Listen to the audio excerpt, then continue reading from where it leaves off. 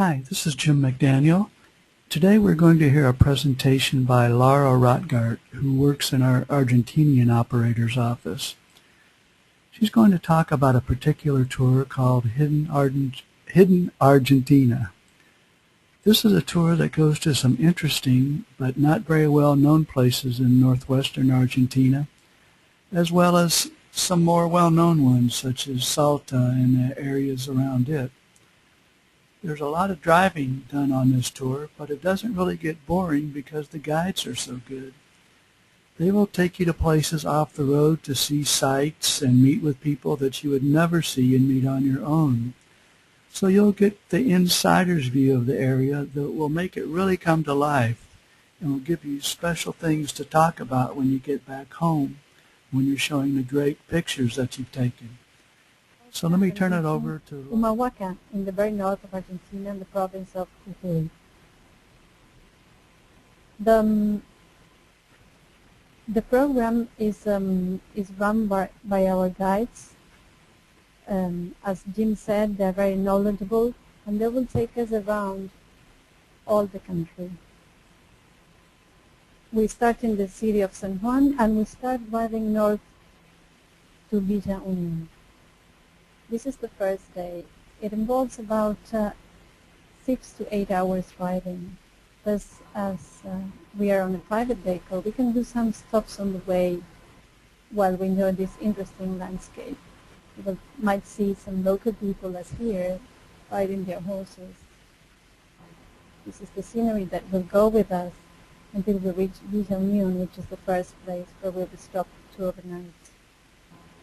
The driving to Villa Union includes going by this area which is called Rodeo, and the route itself, as you can see, it goes by the mountain, and we are going next to this valley of Hachel River.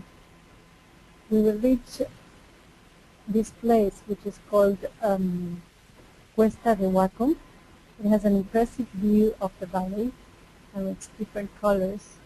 The reds, the green, and the water in here, right?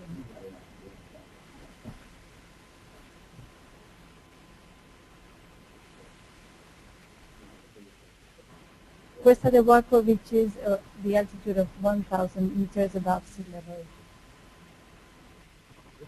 The night will be at Villa Union. This is a small village. The reason to spend here the night is mainly because it has a very good location for the next two visits that are in the area, which are to Ischigualasto and Talampaya. Days 2 and 3 will be to do this visit to national parks, Ischigualasto and Talampaya, and also Laguna Brava. Due to weather conditions, our guides will decide whether to do Laguna Brava first or on the second day. But again, since we are on a private basis tour, we can decide which one is better to do first. This is the entrance to Ischigualasto. The area was covered by water, and you can now see how the valley is called. It is called also Valle de la Luna, or Moon Valley. There are interesting shapes in the area as this one, which is the Sphinx, or the submarine. This is all done in a half day. Our guides will join us for this shared visit, and will give us some tips about the place. We will then reach Talampaya National Park. This is the second park. We usually reach here by noontime for lunch. We do stop a short break, and then we start the visit, which is done on the vehicles provided by the park, and our guides can also join us for the visit. There are impressive red walls in the area. The tour includes several stops so clients can take nice photos. This is the Echo. There are also some petroglyphs that can be seen. And shapes of this one is called the monk because of the shape. It seems a monk standing there. And the second visit we will do from Villa Union is the one to Laguna Brava. It is a high altitude lagoon, and it's possible to see these lovely flamingos.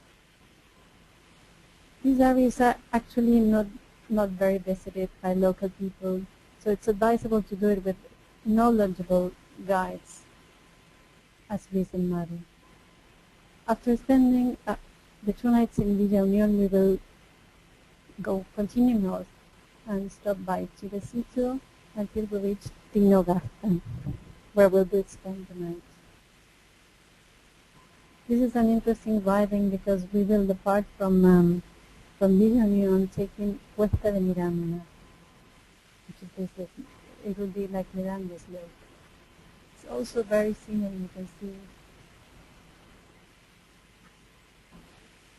And then we will reach Chilecito, which is on the way.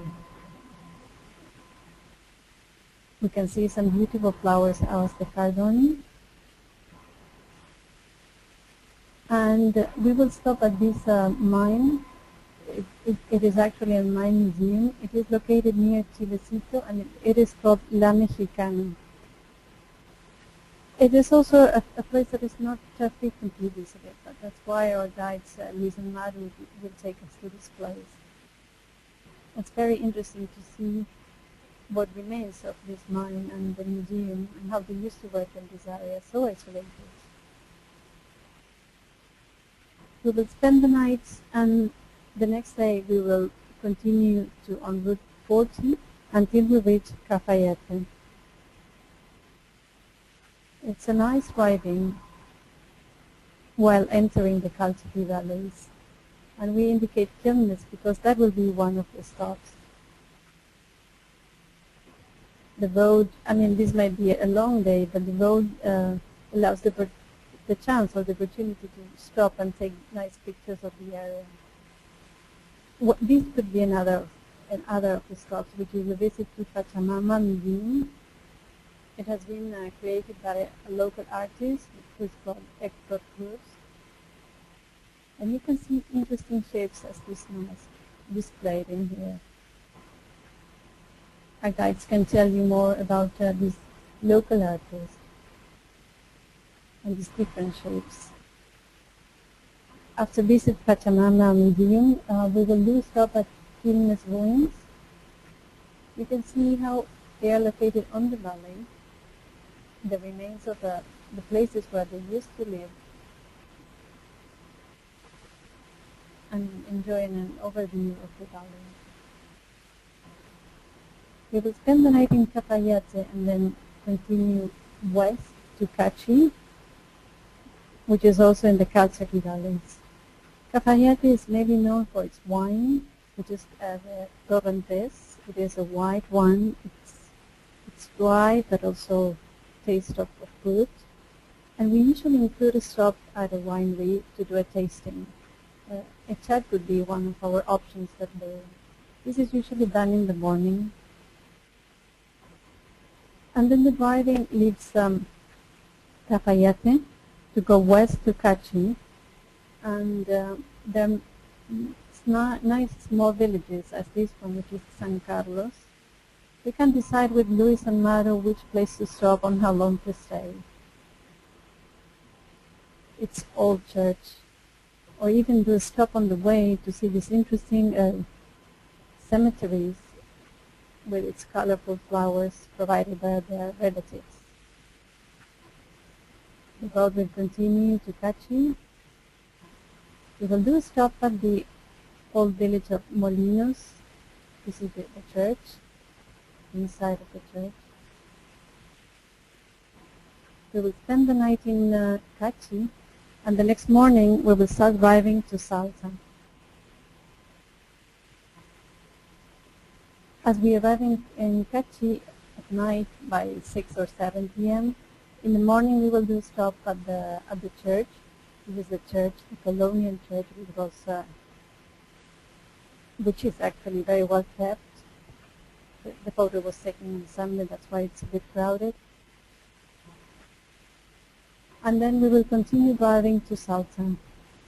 We might do some stops on the way, but it's very scenery. This is the Cuesta del Obispo, or Obispo Slope. Very interesting with the winding road, which can be seen in the valley. We will reach Piedra del Molino. It is located at 3,348 meters above sea level. And then we will take the road continuing to Salta. Salta is one of the biggest cities in the area.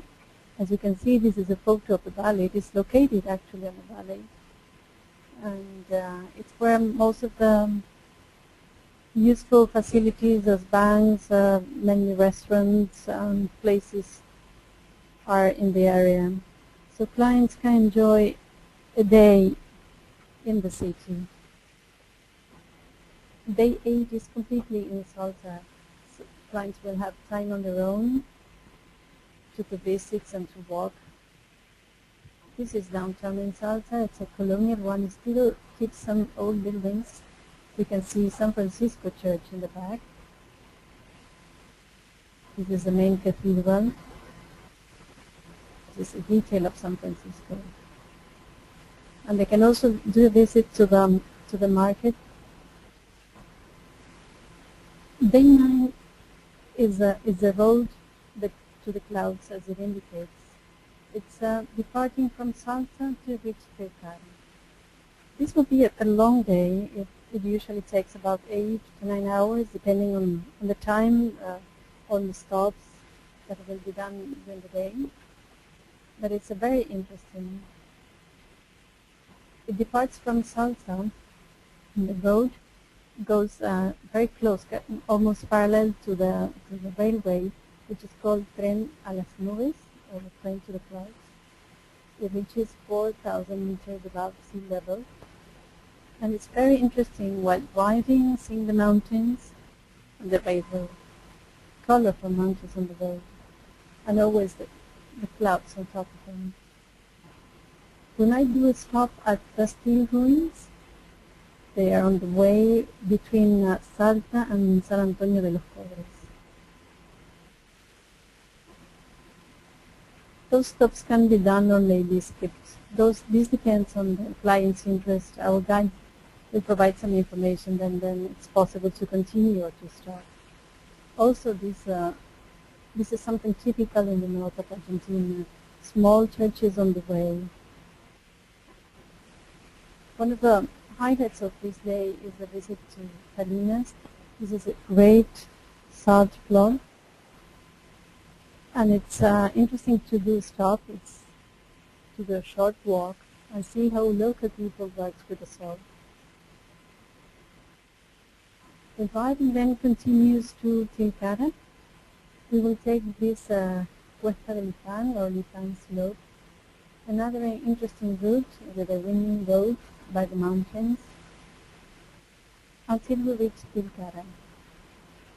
Tilcara is a small village, but also has more activity than the other small locations that can be seen in the valley. This is where we spent the last night in the north. The small, but as you can see, also surrounded by mountains.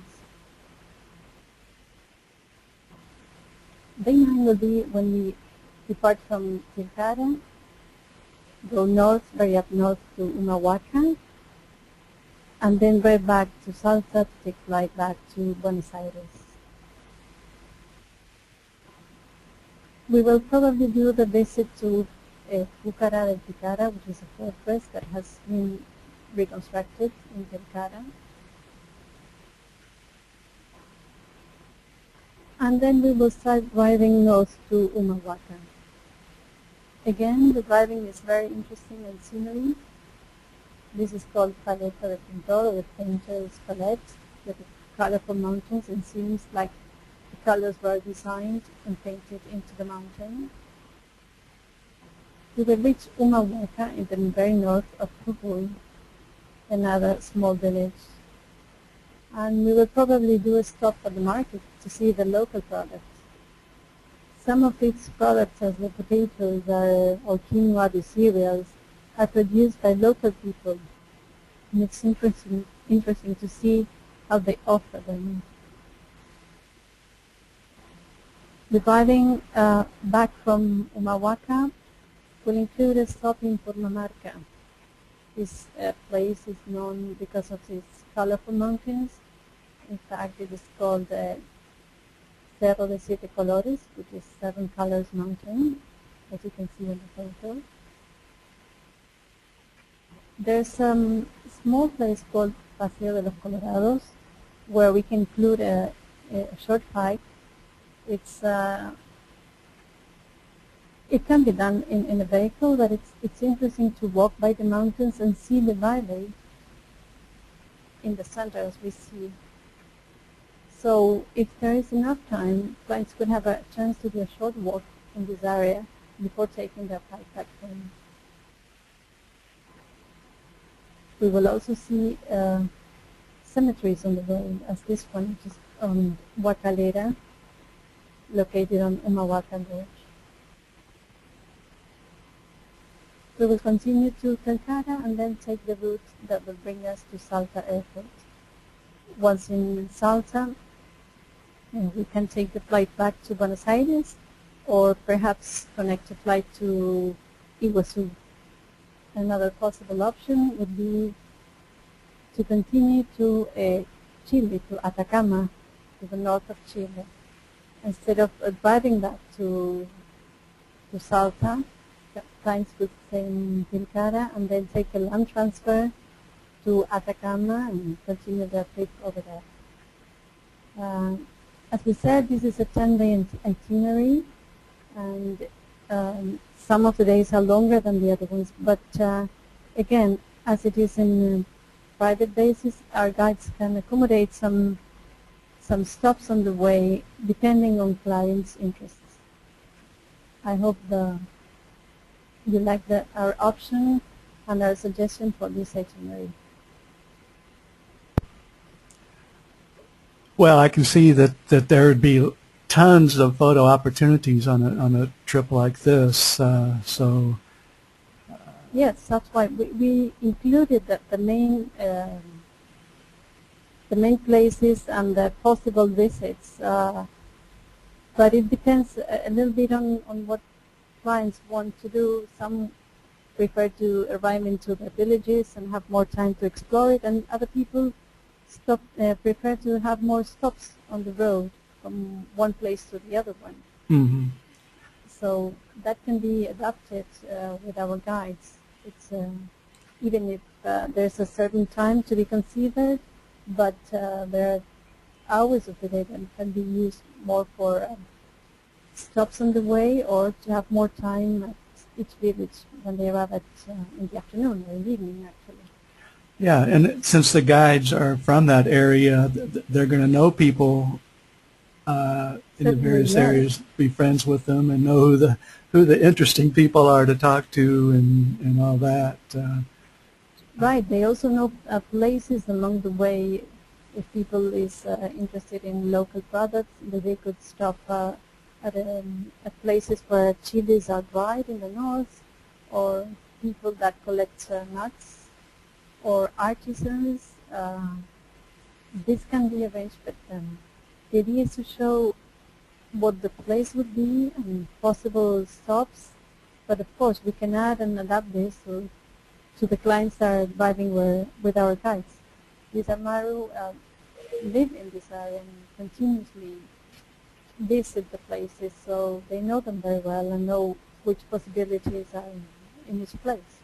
Right, right. Okay, I think that will about do it for today then. Laura, I thank you very much for your presentation. Oh no, thank you for letting us show this program.